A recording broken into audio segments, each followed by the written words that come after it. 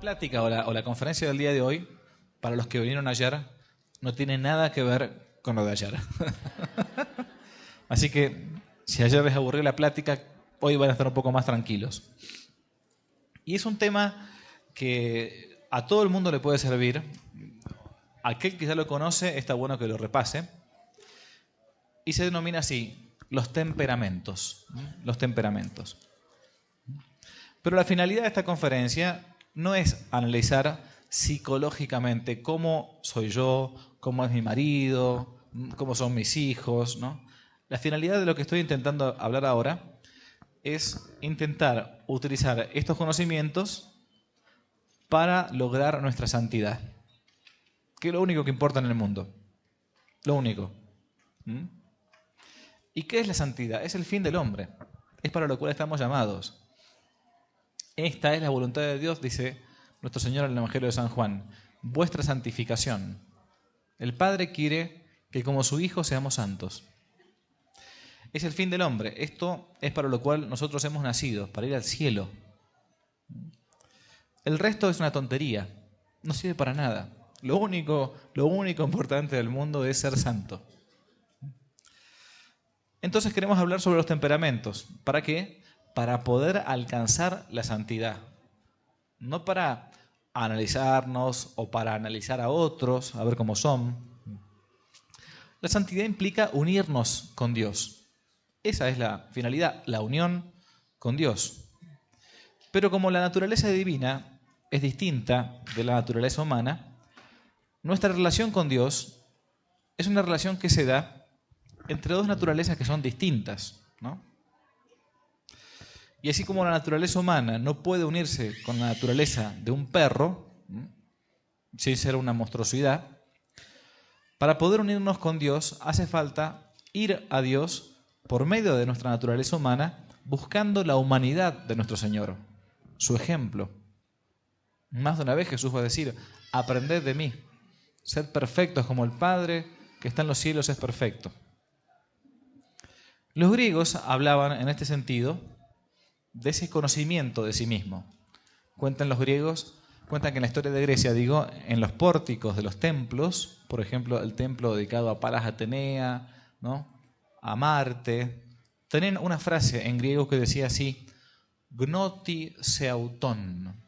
Gnoti significa en griego, como nos llegó en español, cognoscere en latín, gnosis.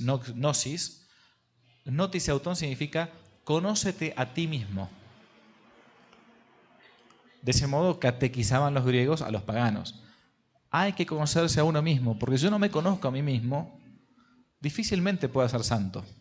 No sabré por dónde comenzar y atacar mi defecto dominante, no sabré por dónde incluso ir corrigiendo los vicios o ensalzando las virtudes que uno tiene de fábrica. ¿Por qué? Porque la calidad del terreno también va a alterar la calidad de la semilla, que es la gracia divina. Eso sucede en la parábola del sembrador, la conocemos. El sembrador salió a sembrar y las semillas fueron cayendo en terrenos distintos. Bueno, los temperamentos, para decirlo así de modo rápido, es ver qué tipo de terreno tengo yo. ¿Cómo está mi territorio? ¿Por qué? Porque la gracia supone la naturaleza. Y entonces lo que vamos a hablar es justamente, trata no acerca de la gracia, sino acerca de la propia naturaleza. ¿Cómo soy yo? Hablo del recipiente, no del contenido. ¿Cómo está mi recipiente? Vamos a intentar entonces saber cómo está hecho ese recipiente y a su vez cómo corregirlo. La gracia va a elevar la naturaleza, pero no la va a suplantar. De ahí que es muy importante ver cómo es la mía. Porque una cosa es plantar una semilla en el desierto y otra cosa es plantar una semilla en Medellín, en Antioquia. Es distinto. Vamos entonces a ver algo simple, algo básico, para poder a partir de ahí elevarnos. Y nuestro terreno puede estar hecho de muchas maneras distintas, de varias maneras. Mi terreno puede estar, por ejemplo, contaminado. Por lo tanto, tendré que purificar ese terreno. El pecado, la mundanidad, la influencia del demonio, ciertas tendencias carnales que puedo tener. Estos no son exactamente los temperamentos, pero es como que hacen al entorno de los temperamentos. Entonces vamos a ver eso, el temperamento como una noción. ¿Por qué? Porque no somos ángeles.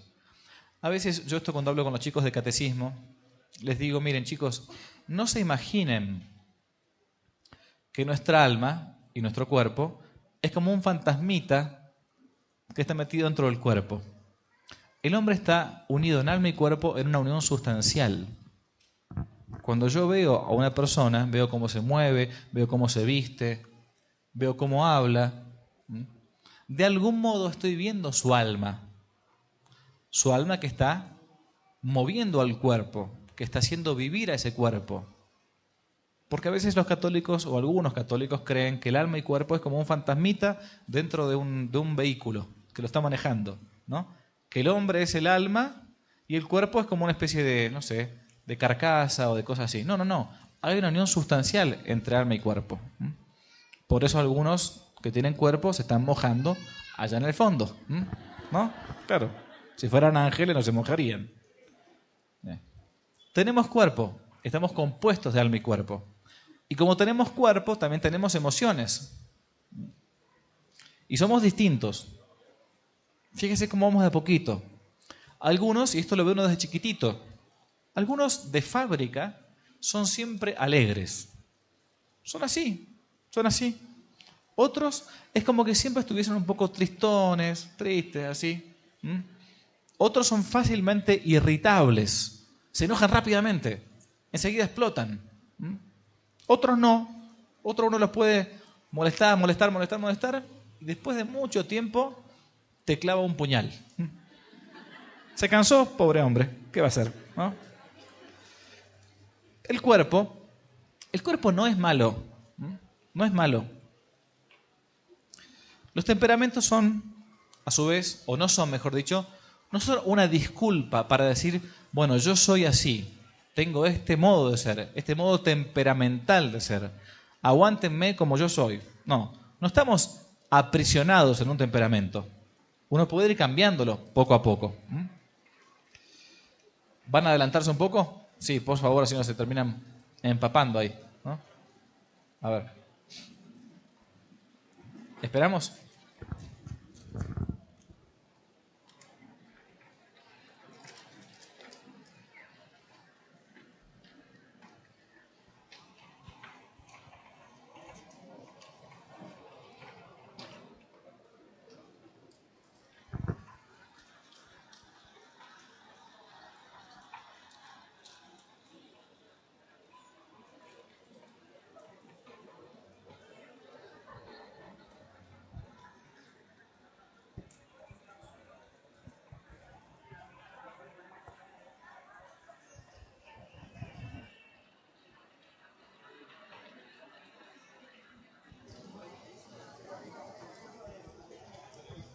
¿Listo?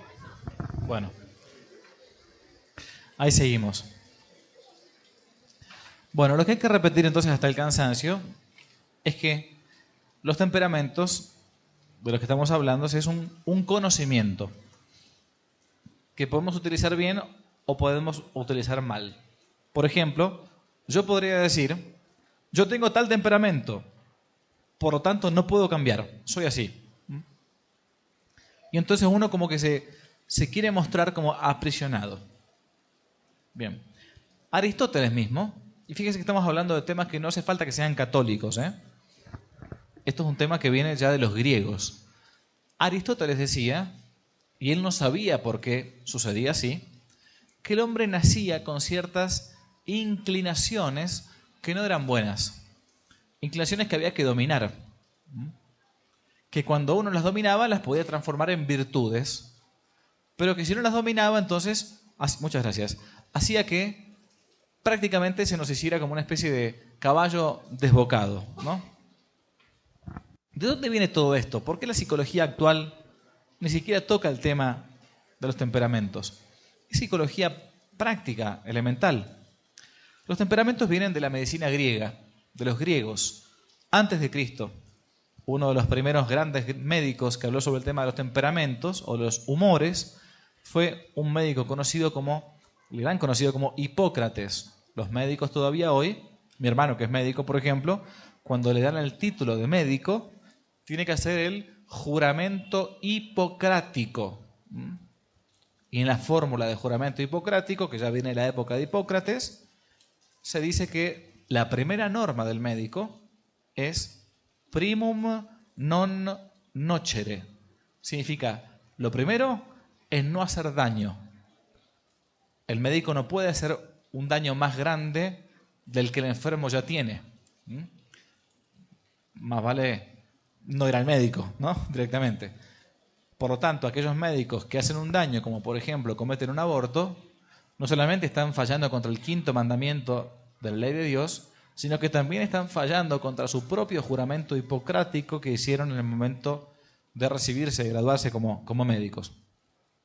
Hipócrates, siglo V a.C., obviamente no era cristiano, hablaba de un cierto equilibrio o de humores o de líquidos que hay en el mismo cuerpo. Era el modo que él tenía de explicarlos. Porque la palabra entonces implicaba eso. Decía que había en el cuerpo humano, interiormente hablando, ciertos líquidos o humores o temperaturas que hacían que las personas tuviesen un modo de ser, de fábrica, que él podía dividir en 4 humores o temperamentos distintos. En esencia, esta teoría mantenía como al cuerpo humano como que estuviese compuesto de 4 sustancias básicas, ¿no? Una, llamada la bilis negra, o en griego melas, va a venir el temperamento después melas melancólico. Otra, simplemente bilis, amarillo. Otra llamado flema y otro sangre, color sangre. La teoría de Hipócrates va a continuar con otro médico también llamado Galeno, que es del siglo II a.C., diciendo que estos humores líquidos estaban muy ligados a las emociones, a las disposiciones de cada persona. Entonces uno va poco a poco metiéndose en el tema. Temperamento es como esa mezcla de humores donde prevalece más uno que otro. Cuando, por ejemplo, prevalece el líquido más bien sanguíneo, se dice que una persona es de temperamento sanguíneo. Cuando se prevalece el color más bien melas o bilis negra, se dice que esa persona tiene temperamento melancólico. Ahora yo estoy introduciendo el tema. Cuando veamos la cosa práctica, ustedes le van a poner nombre y apellido a esto que estoy diciendo.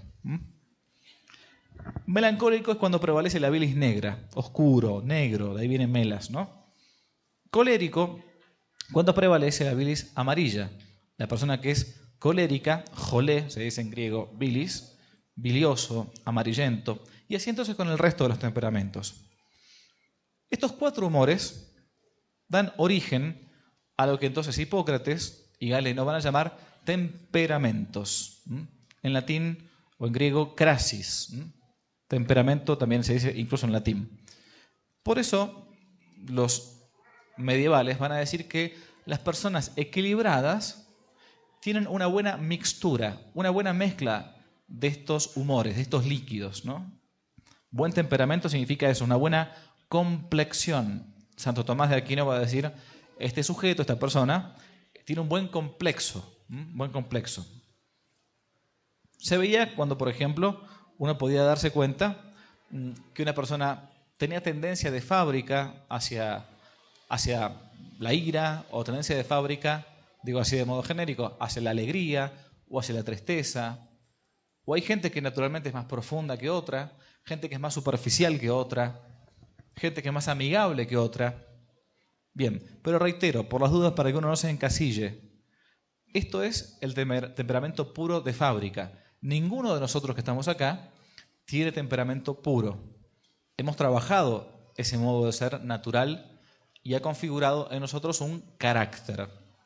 ¿El carácter qué cosa es? El temperamento trabajado. Cuando uno se da cuenta del temperamento más puro, cuanto más chiquita es una persona. En los bebés, en los niños, uno se da cuenta muy rápido. Hay algunos que son más obedientes, otros que no. Unos que son más caprichosos, otros que no. Unos que son más retraídos, silenciosos, tímidos, otros que son peligrosísimos porque se van con todo el mundo y saludan a todo el mundo, ¿no? Bien, cuanto más chico es un niño, más fácil darse cuenta qué tipo de complexión o temperamento tiene. Bien, ¿cómo se define el temperamento? Un gran teólogo y moralista dominico, el padre Antonio Rollo Marín, buenísimo para leer, dice que el temperamento es el conjunto de inclinaciones íntimas que brotan de la constitución física de un hombre. Va de vuelta. Temperamento es el conjunto de inclinaciones íntimas que brotan de la constitución física de un hombre. Quiere decir entonces el padre Rollo Marín que uno tiene inclinaciones de fábrica, que a su vez son íntimas, que son propias, son de mi mundo interior, no del mundo exterior. No depende el exterior para que yo tenga tal o cual temperamento. ¿Puede condicionarlo? Sí, pero no depende. Es una cosa íntima, propia. Y hablamos entonces acá de las inclinaciones de las pasiones, que, como sabemos, toda pasión no es ni buena ni mala. Es buena o mala según yo la utilice, bien o mal. La pasión del amor, si yo la utilizo bien para amar a mi esposo, amar a mi esposa, amar a mis hijos, es buena. La pasión del amor, si yo la utilizo para apegarme al dinero y usarlo como un fin y no como un medio, entonces esa pasión es desordenada.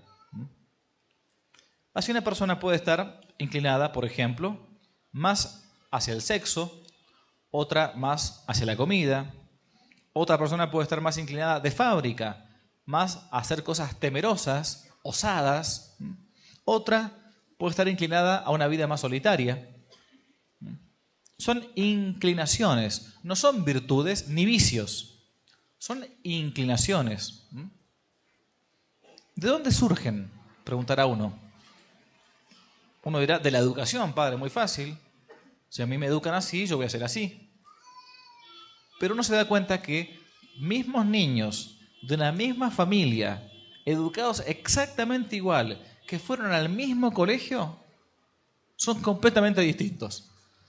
¿Y cómo puede ser? Si yo los eduqué igual, les di la misma comida, los traté con el mismo amor, los mandé al mismo colegio, fueron a la misma parroquia, pero son dos marcianos, totalmente distintos. Si fuera así, si todos los hijos, si nuestros temperamentos dependieran de la educación, todos los hijos serían iguales. Y lo cierto es que no son iguales. ¿Por qué no son iguales? Las inclinaciones que tenemos hacia diversas virtudes, hacia diversos vicios, no son puramente la educación. Es decir, la pregunta que uno puede hacerse es, ¿hay o no hay inclinaciones que provienen de características físicas interiores de cada uno? Y la experiencia nos dice que sí, que hay un conjunto de inclinaciones íntimas a partir de esa complexión física que cada uno tiene. Pero uno dirá, bueno, pero ¿cómo yo me puedo hacer santo si tengo inclinaciones hacia ciertos vicios, naturalmente hablando? ¿Cómo es que hay niños que, por ejemplo, nacen de padres que son muy virtuosos, muy alegres, etcétera, pero los niños son retraídos, amargados, tristes, solitarios? ¿Por qué? ¿Cómo hacer para santificarse? ¿Cuál es el origen? El origen se da en ese compuesto físico, que el hombre es cuerpo y alma, y se da de modo natural, porque reitero, somos cuerpo y alma, no somos ángeles. Según nuestra complexión física, nuestra actividad física, nuestro modo de ser físico, es que se va a dar una inclinación temperamental. Vamos a ir a ver entonces ahora a poquito cada uno de estos 4 temperamentos. Uno dirá, padre, pero yo he visto en un libro que los temperamentos también se pueden dividir en 8 o en 12. Es verdad, no lo niego. Pero la definición clásica y la división clásica de los temperamentos, según Hipócrates, son 4. Primer temperamento, el temperamento sanguíneo. ¿Cómo es el sanguíneo? El sanguíneo, con relación a la excitabilidad, el sanguíneo se excita fácil. Se excita fuertemente por cualquier impresión. Y la reacción suele ser inmediata y fuerte. A un sanguíneo uno le muestra una linda pintura y dice: ¡oh, espectacular! ¡Qué buena pintura! ¡Mirá, mirá qué buenísima, buenísima! Y uno dice: ¿qué le pasó al tipo este? Se excita rápidamente. Excitarse en el sentido de que, como el verbo lo implica, sale de sí. Eso es excitar, ¿no? A veces uno no entiende el sentido nada más que sensual. No. La excitación puede ser por un montón de cosas. Estoy excitado porque el Mundial de Fútbol va a ganar Argentina, por ejemplo. Obvio, ¿quién va a ganar? Espero que todos ustedes hinchen por Argentina, ustedes, ¿no? Si por Brasil no vengo nunca más acá, nunca más. El sanguíneo se excita rápidamente, pero la impresión suele durarle poco tiempo. Es corta, tiene mecha corta. A su vez, el recuerdo de las cosas pasadas no provoca tan fácilmente nuevas emociones. ¿Cuáles son las buenas cualidades del sanguíneo? Y ustedes van a empezar ahora, a partir de lo que voy a empezar a decir, van a empezar a pensar en algunas personas, van a ver. El sanguíneo, naturalmente, pero esto no es virtuoso, esto es lo que yo quiero que ustedes entiendan. Esto no es virtud, esto es naturaleza. Son así. El sanguíneo es afable. Es un tipo alegre. Es simpático. Le sale así. Es obsequioso para con todos. Es sensible. A su vez también es compasivo con las desgracias que tiene el prójimo. A su vez también es dócil y es sumiso a sus superiores. Es súper espontáneo. Es esa gente que capaz que una persona está haciendo dieta y se está matando, haciendo gimnasia y dice: ¿cómo me ves? Ah, ¿estás haciendo gimnasia? No. O sea, como que no se puede aguantar decir las cosas que el tipo piensa en el momento. Lo dice nomás. Y no se da cuenta, no se entera. Ante la injuria, reacciona a veces violentamente y prorrumpe en expresiones ofensivas, pero enseguida se olvida, sin guardar rencor a nadie. Si alguno de ustedes alguna vez ha viajado a Italia y ha tenido la experiencia de ver lo que es el tránsito en Roma, por ejemplo, o en Nápoles, peor todavía, el sur italiano, uno ve que los tipos se dicen de todo. Los gritos, todo el tiempo los gritos. Y uno dice: se van a bajar y se van a matar a trompada. Por la mitad de esas cosas que se dijeron, en mi país se matan a trompadas o a tiros. Los tipos se terminan de insultar, se suben a su vehículo y siguen andando como si nada. Acá no pasó nada. Y uno se queda mirando así, pero yo estaba esperando la acción, quería filmarlo, todo. Bueno. El sanguíneo desconoce en absoluto la terquedad. No es un tipo obstinado. Se sacrifica con interés. A su vez, su entusiasmo es contagioso, es arrebatador. Es muy bueno tener un sanguíneo, por ejemplo, como uno de los capitanes de equipo de cualquier deporte, varón o mujer, no importa. Porque es la chica o el chico que vamos adelante, estamos perdiendo 5-0, no importa, vamos que vamos a ganar, vamos todavía. Y uno dice: pero es un tipo arrebatador, contagioso. Es como que ve siempre el vaso, aunque esté para abajo, para la mitad, está casi lleno, ¿no?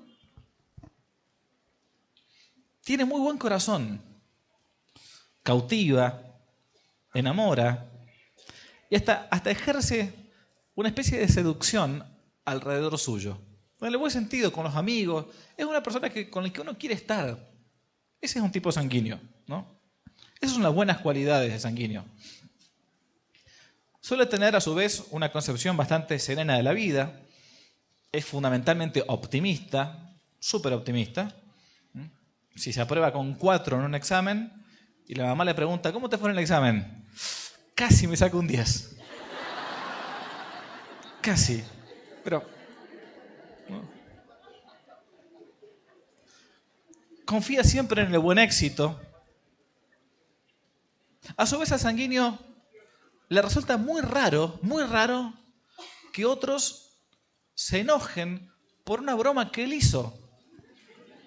Sí, pero era una broma. Te tiré el café en la cabeza, ¿qué tiene de malo? Una bromita. No entiendo por qué te enojas. A él le parece la cosa más simpática del mundo, ¿no? El sanguíneo tiene un sentido práctico de la vida. Tiene una riqueza afectiva muy grande, ¿no? Es muy fácil y muy pronto para hacerse amigos. El sanguíneo es el tipo, la chica que entra a un grupo, no conoce a nadie. Oh, ¿cómo andás? ¿Qué tal? Oh, ¿qué tal? Ah, vos te conozco de algún lado, me parece, sí. Ah, sí. Y rápidamente se hizo amigo. Y otro que pasa, no sé, una semana hasta que conoce y charla con alguno, ¿no? El sanguíneo es el que tiene, o el que dice que tiene muchos amigos, por todos lados, ¿no? Su inteligencia es viva, es rápida. El sanguíneo asimila rápidamente las cosas que le dicen, las entiende rápido, pero no tiene mucha profundidad. Tiene una buena memoria, tiene una imaginación súper ardiente, todo el tiempo está maquinando, ¿no? Y por lo general triunfa muy fácil en el arte, en la poesía, en la oratoria, pero no siempre suele alcanzar la talla de un sabio. Los sanguíneos serían muy frecuentemente almas superiores si tuviesen tanta profundidad como sutileza, tanta tenacidad en el trabajo como facilidad en las concepciones. Buenas cualidades de sanguíneo. Vamos a ver ahora las malas cualidades de sanguíneo. Agárrate ahora. Al lado de las buenas cualidades, el temperamento sanguíneo tiene muchas dificultades también. Los principales defectos del sanguíneo son su superficialidad, su inconstancia y su sensualidad. ¿Por qué la superficialidad? Porque el sanguíneo es rápido. Es un chico que piensa rápido, una chica que piensa rápido. Y cuando alguien le explica algo, ya está, ya entendí, no me digas nada. Ya está. No, pero te quiero explicar porque... No, ya está. No. ¿Ya estudiaste? Sí, ya leí, ya leí. Entendí todo. Listo. Ya entendí todo. Al sanguíneo le parece que entendió enseguida cualquier problema que se le pone adelante. Por eso, como es apresurado, es atolondrado, cuando hace un juicio y cuando dice algo, muchas veces dice lo primero que se le viene a la cabeza. No razona totalmente, no busca la profundidad de otros temperamentos que ahora vamos a ver enseguida. Porque cree que entendió todo. Y por eso a veces sus juicios son apresurados, son ligeros, son inexactos. A veces juzga muy rápidamente a las personas, las etiqueta, como decimos a veces. La inconstancia del sanguíneo también es fruto de la poca duración de sus impresiones. Dijimos que el sanguíneo se excita rápidamente, pero las impresiones no le quedan muy marcadas en el alma. En un instante el sanguíneo pasa de la risa al llanto. De un gozo delirante a una tristeza negra. El sanguíneo se arrepiente rápido de sus pecados, porque es rápido. Pero vuelve a ellos ante la primera ocasión que se le presenta. Otra vez lo mismo, dice el sanguíneo. Pero te acabas de confesar hace 2 días. Y bueno, padre, ¿qué va a hacer? Somos así.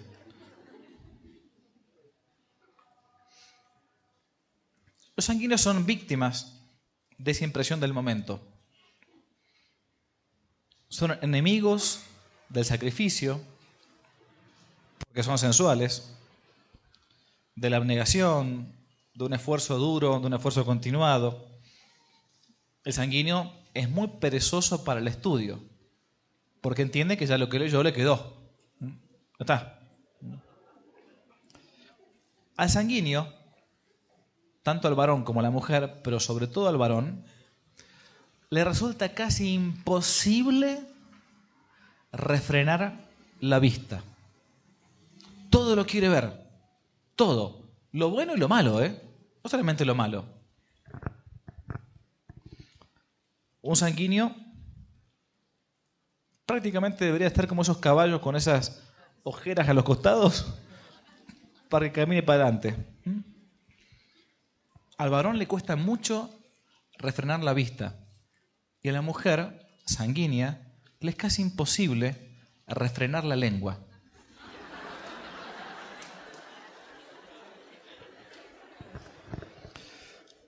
A un sanguíneo pedirle hacer silencio es la penitencia más grande que le pueden pedir. El sanguíneo en la oración se distrae fácilmente, como que agota rápidamente el tema. Lee un pasaje del Evangelio, ya está. ¿Y ahora qué hago? A ver, ahora un libro, a ver qué hago. Está rezando el rosario y está pensando en cualquier cosa. A veces tiene épocas de fervor, pero rápidamente pasa el desaliento. La sensualidad encuentra un terreno abonado en esa naturaleza ardiente del sanguíneo. El sanguíneo se deja arrastrar muy fácilmente por los placeres sensuales, especialmente por 2 pecados capitales, que van directamente unidos a la parte sensible, que es la gula y la lujuria. La gula y la lujuria son los pecados del temperamento sanguíneo. Por lo tanto, cuando uno ve las buenas y malas cualidades de todos los temperamentos, ahora lo digo de antemano, toda la vida espiritual de uno va a consistir en buscar elevar las buenas cualidades y transformarlas en virtudes y aplacar esos defectos que de fábrica uno puede tener, que se pueden transformar en vicios. Lo mismo digo para un papá o una mamá o un docente que está educando. Tengo que saber cómo es mi hijo, porque yo no puedo educar a mis hijos del mismo modo. ¿Por qué? Porque esta frase, escúchenla bien, es tan injusto tratar a los desiguales de modo igual como tratar a los iguales de modo desigual. No se puede tratar igual a todos los hijos. No porque uno quiera más a uno o a otro, es porque son distintos. Y a uno le puedo exigir más por este lado y a este otro por este otro. Pero es importante que uno conozca esto que es de psicología elemental, psicología natural, ni siquiera católica, para ayudar a construir la escultura de la santidad en el alma propia y en el alma de los otros. ¿Qué buscaré entonces al educarme o al querer santificarme como sanguíneo, si soy sanguíneo o sanguínea? Bueno, intentaré exacerbar hacia adelante, para bien, mi amistad, mi simpatía, mi posibilidad de levantarle el ánimo al otro y todo, y tratar entonces de tener a raya de cuidado las malas cualidades. Si soy sanguíneo, tiendo a ser superficial, tiendo a ser muchas veces ofensivo en las bromas, no me doy cuenta, tiendo muchas veces incluso como sanguíneo a no tomarme en serio algunos problemas, a ser perezoso, sobre todo en el estudio o en el trabajo. Bien. Segundo temperamento. Por cierto, santos sanguíneos, por ejemplo, San Pablo. San Pablo era sanguíneo. Lo llegó a decir, carta a los Corintios. Tengo clavado en mí el aguijón de la carne. Y 3 veces he pedido al Señor que me lo quitara. Y 3 veces me dijo, mi gracia te basta. Porque los santos eran como nosotros. Los santos no nacen santos, se van haciendo santos a lo largo de la vida. Segundo temperamento, temperamento melancólico.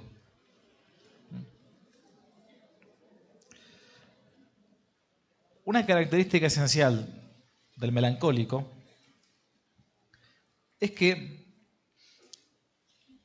respecto de la excitabilidad, el melancólico es débil y es difícil de excitar, al menos al principio.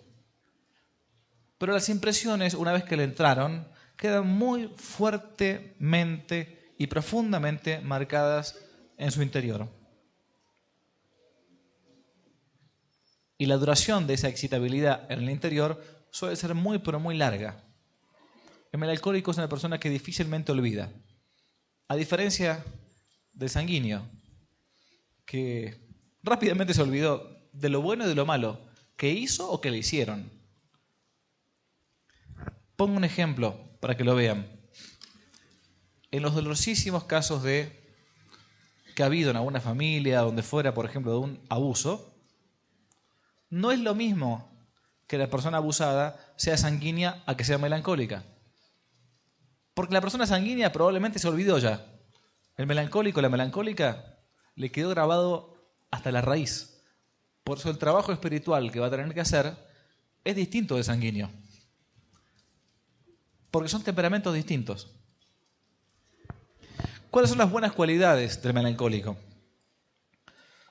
Los melancólicos tienen una sensibilidad menos viva que la de los sanguíneos, pero mucho más profunda. Son naturalmente, y acá uno puede empezar a ponerle nombre a esto, son naturalmente inclinados a la reflexión, a la soledad, a la quietud, a la vida interior, a la piedad. Se compadecen muy fácilmente de las miserias del prójimo. El melancólico es una persona naturalmente misericordiosa. No hace mucha fuerza para eso. Son bienhechores de la gente. Saben llevar su abnegación casi hasta el heroísmo. Sobre todo al lado de los enfermos. Si uno quiere que alguien lo cuide, busque a un melancólico. Su inteligencia suele ser aguda y profunda. Escucha las cosas, reflexiona con calma, no habla rápidamente, es pensador, gusta de ese silencio solitario. Puede ser, por un lado, un intelectual seco y egoísta como encerrado en una torre de marfil, o un contemplativo que se ocupe también de las cosas de la gente, de las cosas de Dios, de las cosas del alma. Siente atractivo por el arte, tiene mucha aptitud para las ciencias. Cuando ama, se desprende muy difícilmente de sus afectos. A diferencia del sanguíneo, que se enamoraba de una, de otra, al mismo día, todo el tiempo. El melancólico, la melancólica no. Cuando ama, ama para siempre. Y cuando le rompen el corazón, casi como que no lo puedo reconstruir nunca más, piensa. ¿Por qué? Porque las impresiones quedan muy, pero muy fuertemente metidas dentro del corazón del melancólico. Respecto de su voluntad, el melancólico sigue las fuerzas físicas de su cuerpo. No doy más, no doy más. Listo, hasta acá llegué. No se va a esforzar por seguir un poco más. ¿Me duele la cabeza? Listo, no puedo trabajar más. Es sobrio, no siente apenas el desorden de las pasiones que tanto atormenta a un sanguíneo. Es el temperamento opuesto justamente al sanguíneo. Como el colérico, puede ser distinto justamente de otros temperamentos. Por ejemplo, temperamentos melancólicos. San Juan Evangelista, Santa Teresita del Niño Jesús, San Luis Gonzaga, San Bernardo. gente contemplativa, está hecha para la contemplación. Las malas cualidades del melancólico.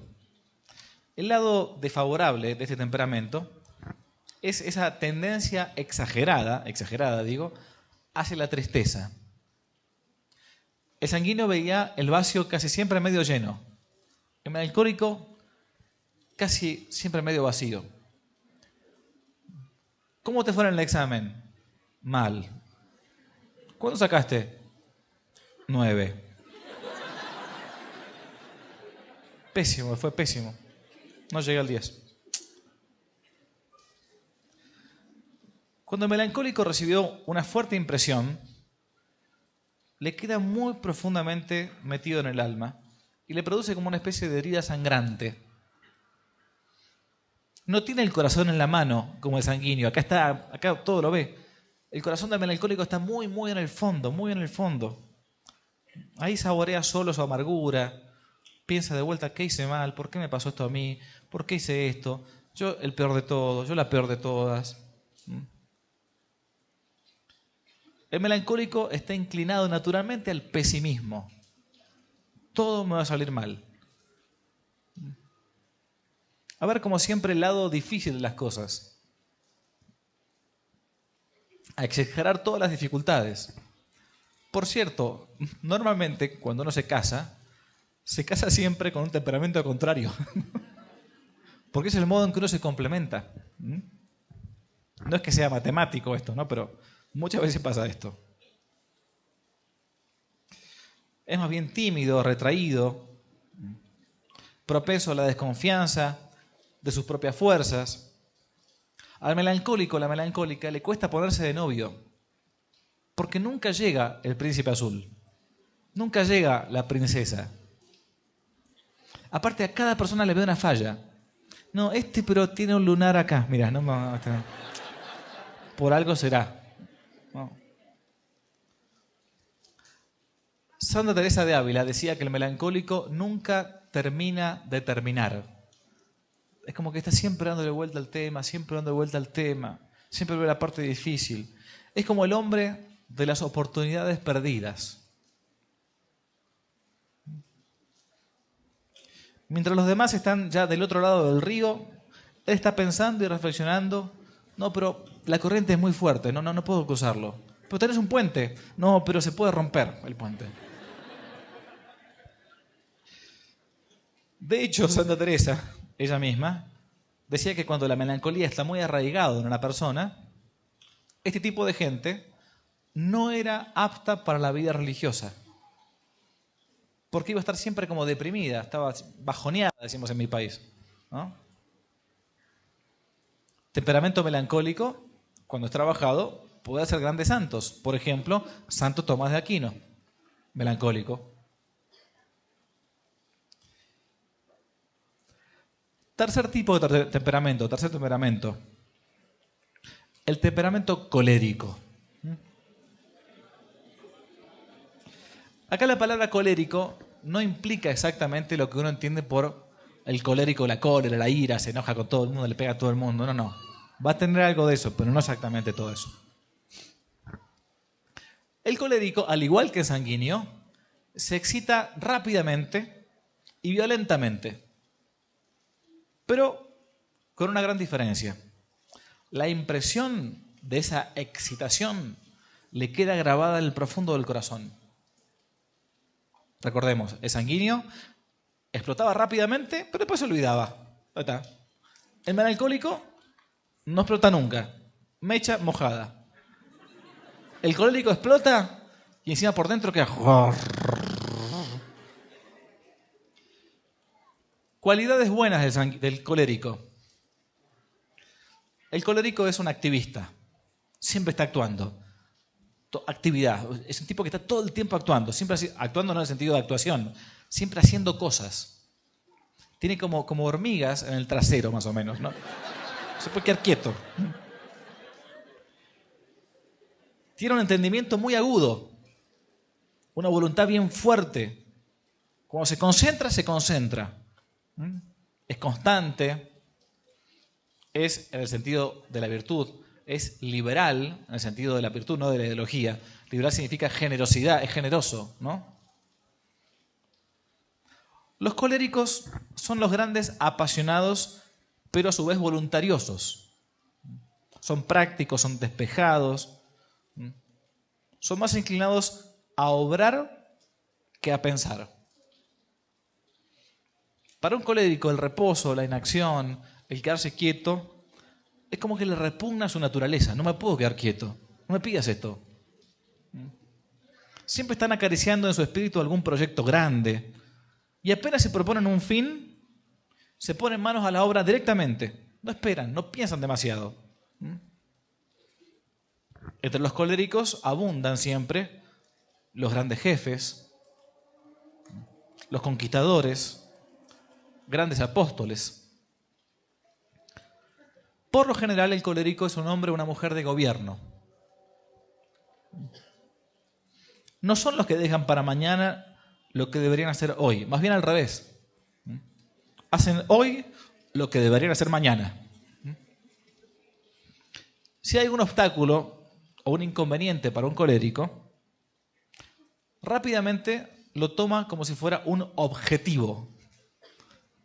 Tengo que conquistar a esta chica, no importa lo que sea, no importa, pero está casada. Ah, bueno, no importa, ¿no?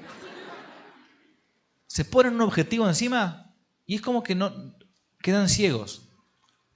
Tengo que hacer esto. Es parte de su naturaleza. Uno nació así. A pesar de sus ímpetus irascibles, cuando logran reprimirlos por la virtud, alcanzan muchas veces una suavidad y dulzura de las mejores. Hace un par de días conté el ejemplo de San Francisco de Sales, el patrono de la dulzura, de la mansedumbre. Tanto es así que Don Bosco pone a sus sacerdotes, a la congregación del oratorio, ese es el nombre técnico que tienen los curas de Don Bosco, le pone como nombre los salesianos. ¿Salesianos por qué? Por San Francisco de Sales. ¿Y por qué salesiano San Francisco de Sales? Porque Don Bosco decía que la virtud que más tiene que florecer en un sacerdote de su congregación del oratorio era la mansedumbre. La mansedumbre con los niños, porque los niños, un educador muchas veces tiene ganas de matarlos. Porque te sacan y te prueban la paciencia. Entonces Don Bosco dice, no, vamos a llamarnos como un segundo nombre los salesianos, por San Francisco de Sales. ¿Y por qué? Porque este hombre cuenta en su historia, en su biografía, San Francisco de Sales, sacerdote, fue obispo de Ginebra, en Suiza. Cuando era sacerdote, recién ordenado, tenía tan mal carácter, era pero tan colérico, tan duro, que trataba mal a la gente. Y una vez se lo dijeron, pero padre, usted es muy duro con la gente. Así está espantando a la gente, no está haciendo que la gente venga a Dios. Y San Francisco de Sales dijo, tienen razón.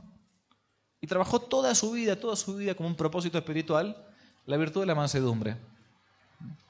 Tanto es así que cuando habían pasado ya 20 años de su ordenación sacerdotal, él vuelve al pueblo en el que había sido párroco, ya hecho obispo, y la gente cuando lo veía no lo reconocía. Pensaban que era otra persona, porque había como cambiado su naturaleza. Porque también uno puede combatir estas pasiones, estos temperamentos. Acá doy un tip, como dicen los chicos. Los temperamentos salen de adentro hacia afuera. Por lo tanto, para corregir mi temperamento y para lograr un carácter contrario a ese mal genio que puedo tener, es importante que uno modifique su interior desde su compostura exterior. ¿Qué quiero decir con esto?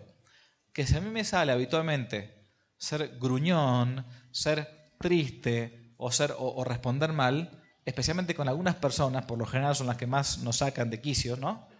Cuando yo voy a ver a esa persona, me tengo que mentalizar que mi semblante, mi rostro, mi cara, tiene que ser un semblante sereno, alegre. ¿Por qué? Porque el interior, la disposición interior, ayuda a que yo cambie mi pasión interior. ¿Entienden lo que digo? Lo que dice el refrán, a mal tiempo, buena cara. Los refranes tienen mucho de sabiduría popular. El colérico. A pesar de sus ímpetus entonces irascibles, uno puede lograr cosas gigantescas cuando se lo propone. Algún santo colérico, por ejemplo, puede haber sido San Ignacio de Loyola. En la vida de San Ignacio se cuenta que apenas convertido, iba caminando arriba de un caballo, al lado se le pone a la par un musulmán, y el musulmán empieza a blasfemar de la Virgen María. Iban los dos a caballo, y San Ignacio acaba de convertirse, era militar. Dice, bueno, a ver qué hago. A este le quiero cortar la cabeza, porque no me lo aguanto. Entonces, fíjese el discernimiento que tuvo San Ignacio. Vamos a hacer lo siguiente. Cuando lleguemos al próximo cruce de caminos, si el caballo de él va para la izquierda y el mío para la derecha, yo no voy a tocar las riendas. Si el mío sigue al suyo, le corto la cabeza. Y si no lo sigue, zafa. Bueno, gracias a Dios el caballo fue para otro lado. Pero ese era San Ignacio recién convertido, colérico. Malas cualidades. La tenacidad del carácter colérico, del temperamento colérico, lo hace muchas veces propenso a una dureza de corazón, a ser obstinado, a ser insensible. El colérico tiende a la ira y al orgullo sobre todo. Si uno contradice a un colérico, si lo resiste, se pueden tornar hasta crueles, violentos, a menos que la virtud cristiana, obviamente, modere esa inclinación. Cuando un colérico es vencido, guarda odio en su corazón hasta que llega el momento de la venganza. Les voy a contar un ejemplo para que vean de esto. Una vez yo tenía 15 años. Mi papá, 100% colérico, puro, no puro. Íbamos en un vehículo, llegamos a una avenida, se puso semáforo en rojo, frenamos, era un sábado a las 9 de la mañana. Me llevaba un partido de fútbol, no me acuerdo qué lo que era. Paramos el semáforo y al lado de nuestro vehículo frenó otro vehículo. Se puso semáforo en verde, el otro carro arrancó y mi papá me dice, Javier, ponete el cinturón de seguridad. No lo tenía puesto en aquella época, no era obligatorio. Entonces yo lo miré, bueno, me puse el cinturón de seguridad y arrancó rapidísimo. Llegó hasta el siguiente semáforo, le cruzó el vehículo al otro carro, se bajó del vehículo, lo bajó al tipo de la ventanilla y lo reventó a trompadas sin decirle nada. Se subió al auto, yo estaba temblando, me acuerdo. Arrancó y le digo, después de no sé cuántas cuadras, papá,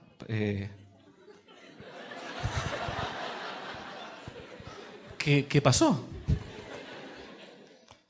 Entonces me mira y me dice, es que hace 20 años yo no sabía si llorar, me quería bajar del auto. No. Claro, este hombre le había hecho una macana a mi papá, una trastada, una cosa mala, y no se podía olvidar.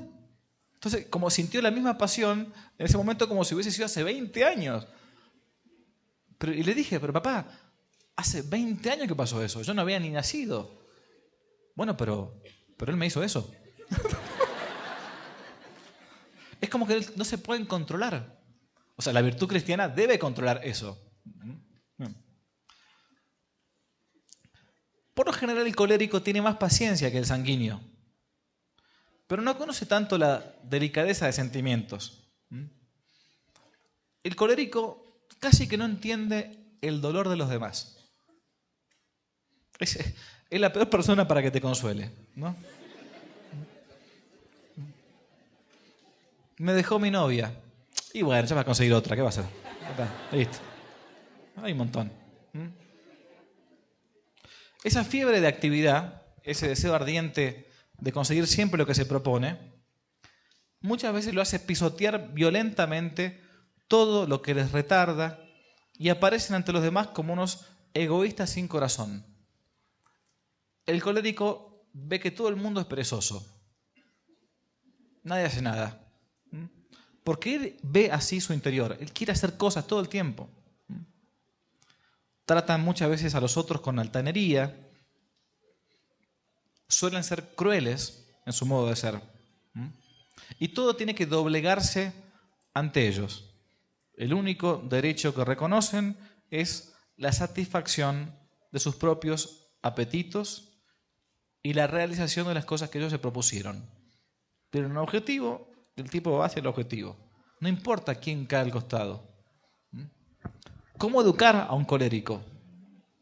Hay que, obviamente, tomar sus cosas buenas que tiene, aprovecharlos para el trabajo, para la actividad, para el gobierno, pero a su vez aplacarles esa dureza de corazón, hacerles trabajar mucho la misericordia, la docilidad, saber que no todo el mundo es como es él.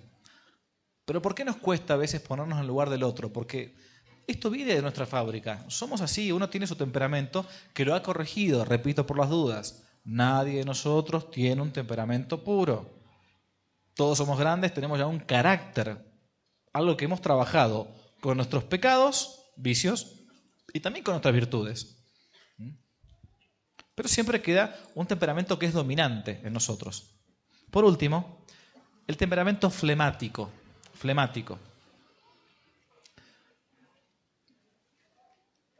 Las características como esenciales respecto de la excitabilidad es que el flemático o no se excita nunca o lo hace muy débilmente. La reacción, asimismo, también es débil. Y a veces hasta falta por completo. Las impresiones recibidas desaparecen pronto y no dejan ninguna huella en su alma. Vamos a ver las buenas cualidades del flemático. El flemático trabaja despacio. No me apures, yo soy así, tranquilo. Tranquilo. Trabaja lento, pero es asiduo. Con tal de que no se le exija demasiado esfuerzo, él trabaja. El flemático no se irrita fácilmente por los insultos, por los fracasos, por las enfermedades. Permanece sosegado, discreto, juicioso. Es sobrio en su modo de ser, tiene un buen sentido práctico de la vida. Él no conoce las pasiones vivas del sanguíneo, ni las profundas del melancólico, ni las ardientes y fuertes del colérico. Casi que uno diría que el flemático no tiene pasiones. Uno conoce gente así, Este no tiene pasión, no tiene sangre. El lenguaje del flemático es muy claro. Habla bien, ordenado, justo. Más que colorido, tiene energía y atractivo. En el trabajo científico, que es fruto de una larga paciencia, de investigaciones, eso le viene bien. Le conviene mucho mejor eso que grandes producciones artísticas. El corazón del flemático es bueno, pero parece frío. No expresa mucho su sentimiento, porque es como que no tuviera pasiones. El flemático es capaz de sacrificarse hasta el heroísmo, si es necesario. Pero le falta entusiasmo, le falta espontaneidad, porque su modo de ser es así. No es que sea malo. Uno a veces se encuentra con gente que es flemática de fábrica y le dice, ¿pero no estás contento? Sí. Sí. Pero el sanguíneo, pero escúchame, el sanguíneo dice, pero está buenísimo, mira. Sí, está bien, pero no creo que sea para tanto tampoco, ¿no?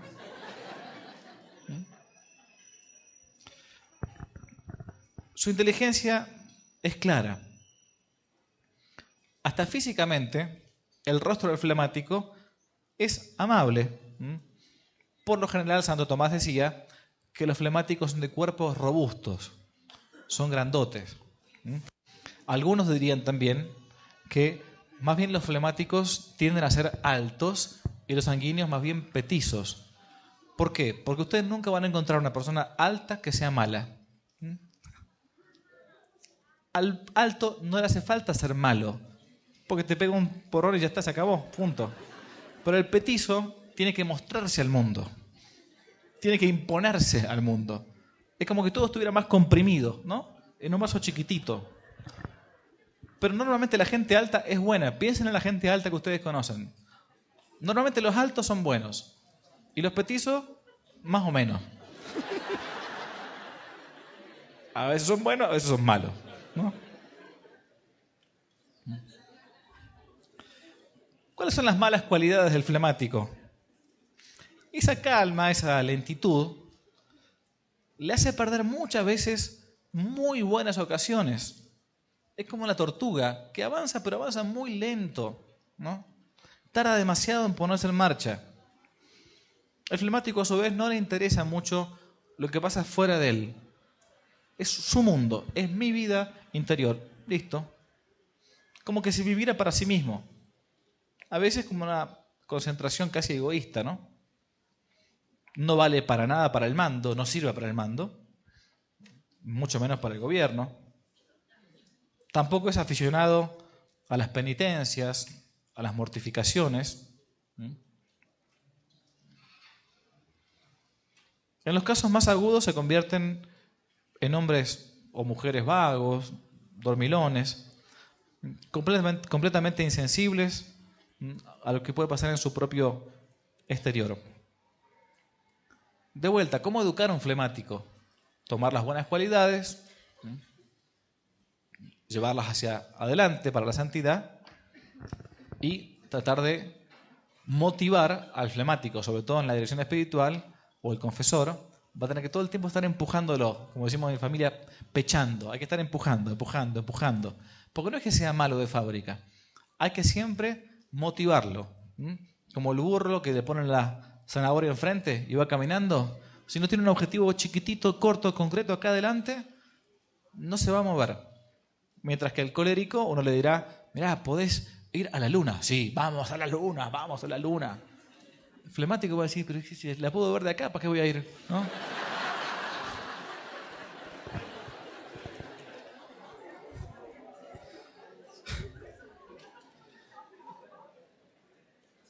Estos son entonces los temperamentos. ¿Por qué es importante conocer? Yo acá estoy dando un pantallazo muy grande, muy fácil y muy elemental de los 4 temperamentos: flemático, melancólico, colérico, sanguíneo. Uno podrá decir, bueno, yo me siento más identificado con este, aunque también tengo cosas de esto otro. ¿Por qué? Porque siempre hay un temperamento que es más preponderante que otro en nuestro modo de ser. ¿Por qué invito y por qué pedí dar esta conferencia yo acá? Porque sin conocerse a sí mismo es muy difícil ser santo. Sin conocer el temperamento de fábrica de mis hijos, de mi esposo, de mi esposa, es muy difícil tratarlos. O sea, los puedo tratar, pero lo que sucede es que muchas veces puedo errar. Si yo me doy cuenta que mi esposo o que mi esposa, ¿no?, es colérico, es colérica, tendré que ver cómo buscar la corrección de esa persona. Si mi esposa o mi esposa es colérico y yo le digo de frente cuando está enojado las cosas, probablemente lo que logre es que se cierre todavía mucho más.